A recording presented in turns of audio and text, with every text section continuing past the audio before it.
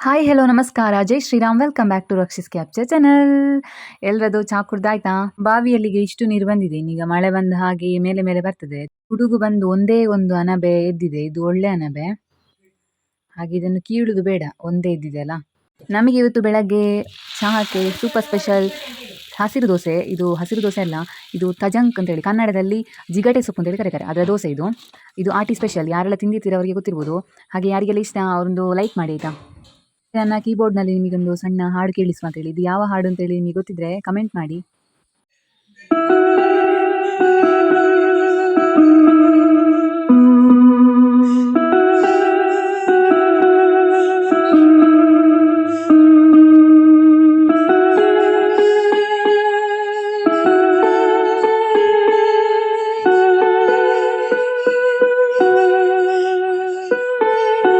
ಹಾಗೆ ಇನ್ನು ನಾನು ಕತ್ತೀರಿ ಹಿಡ್ಕೊಂಡು ನನ್ನ ಪಯಣ ತೋಟದ ಕಡೆಗೆ, ಹಾಗೆ ನಿಮ್ಮನ್ನು ಕೂಡ ಕರ್ಕೊಂಡು ಹೋಗುವ ಬನ್ನಿ.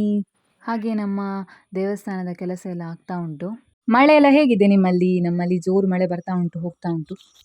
ಜೀರಿಗೆ ಮೆಣಸು, ಗಾಂಧಾರಿ ಮೆಣಸು, ತುಂಬ ಖಾರವಾದ ಮೆಣಸಿದು.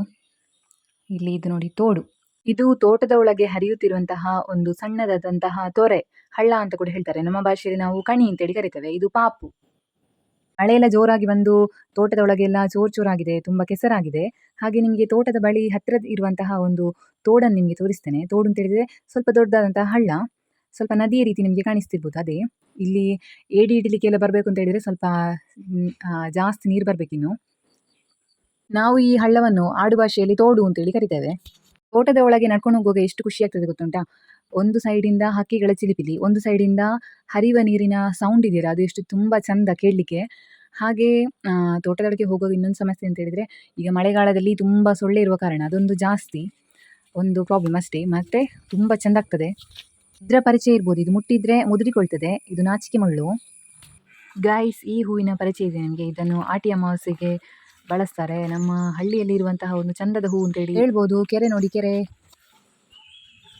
ಕರಿಮಣಿ ಹುಳು ಗೈಸ್, ಕರಿಮಣಿ ಹುಳ ಬಂತು. 1000 ಕಾಲಿನ ಕರಿಮಣಿ ಹುಳು. ದಿನ ಹಣ್ಣು ಕೊಳ್ತೋಗಿದೆ, ಅದನ್ನೆಲ್ಲ ದಾರಿಯಲ್ಲಿ ಬಿಸಾಡಿದ್ದಾರೆ ನೋಡಿ. ಇನ್ನೀಗ ನಾವು ಹೋಗುದು. ಈಗ ತೋಡಿಗೆ ಇಳಿಯುವ ಸಮಯ. ಹಾಗೆ ನಾನು ಕೂಡ ಈಗ ತೋಡಿಗೆ ಇಳಿತಾ ಇದ್ದೇನೆ. ಎಷ್ಟು ಖುಷಿ ಆಗ್ತದೆ, ತುಂಬ ಖುಷಿ ಆಗ್ತದೆ. ನಿಮ್ಮ ಕಡೆ ಕೂಡ ತೋಡಿದ್ರೆ, ಹಳ್ಳ ಇದ್ದರೆ ಅದರಲ್ಲಿ ಹೋಗಿ ನಿಂತ್ಕೊಳ್ಳಿ ಒಂದು 5 ನಿಮಿಷ, ತುಂಬ ಖುಷಿ ಆಗ್ತದೆ.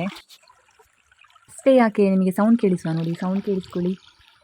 ಇಲ್ಲೊಂದು ಮರ ಇದೆ, ತುಂಬ ಹಳೆಯ ಮರ ಅಂತ ಕಾಣ್ತದೆ ಇದು. ಇದು ಆಲದ ಮರದಲ್ಲಿ ಒಂದು ಬೇರು ಥರ ಬರ್ತದೆ ನೋಡಿ, ಅದೇ ರೀತಿಯಾಗಿ ಇದರಲ್ಲಿ ಕೂಡ ಬೇರು ಮೇಲಿಂದ ಬಂದಿದೆ ನೋಡಿ, ಎಷ್ಟು ಚಂದ ಉಂಟಲ್ಲ. ನಾವೀಗ ತೋಟಕ್ಕೆ ತಲುಪಿದ್ವಿ ಗೈಸ್. ನನಗೆ 2 ಪೇರಳೆ ಹಣ್ಣು ಸಿಕ್ಕಿದೆ. ಇದು ನೋಡಿ ಹಕ್ಕಿಯ ಗೂಡು, ಅಲ್ಲಿ ಮೇಲಿಂದ ಕೆಳಗೆ ಬಿದ್ದಿದೆ, ಎಷ್ಟು ಚಂದ ಮಾಡಿ ಕಟ್ಟಿದೆ ನೋಡಿ. ಸಣ್ಣ ಸಣ್ಣ ಒಂದು ಕೋಲ್ಗಳೆಲ್ಲ ತಂದು ಜೋಡಿಸಿ ಚಂದ ಮಾಡಿ ಕಟ್ಟಿದೆ. ಸಂಜೆ ಆಯಿತು, ಹಾಗೆ ಚಿಪ್ಸ್ ಮಾಡುವ ಅಂತೇಳಿ. ನಮ್ಮ ಮನೆಯಲ್ಲಿ ನೇಂದ್ರ ಬಾಳೆಹಣ್ಣು ಇಲ್ಲ, ಈಗ ಕದಳಿ ಬಾಳೆಹಣ್ಣು ಇತ್ತು. ಹಾಗೆ ಕಾಯಿ ಕದಳಿ ಬಾಳೆಹಣ್ಣಲ್ಲಿ ಈಗ ಚಿಪ್ಸ್ ಮಾಡುವ ಅಂತೇಳಿ. ಹಾಗೆ ಚಿಪ್ಸ್ ಮಾಡಿ ಎಲ್ಲ ಇನ್ನು ತಿನ್ನೋದು. ಹಾಗೆ ನಿಮಗೆ ಈ ಲಾಗ್ ಇಷ್ಟ ಆದರೆ ಪ್ಲೀಸ್ ಒಂದು ಲೈಕ್, ಶೇರ್, ಸಬ್ಸ್ಕ್ರೈಬ್ ಮಾಡೋದನ್ನು ಮಾತ್ರ ಮರಿಬೇಡಿ ಅಂತ ಹೇಳ್ತಾ ಎಲ್ರಿಗೂ ರಾಮ್ ರಾಮ್.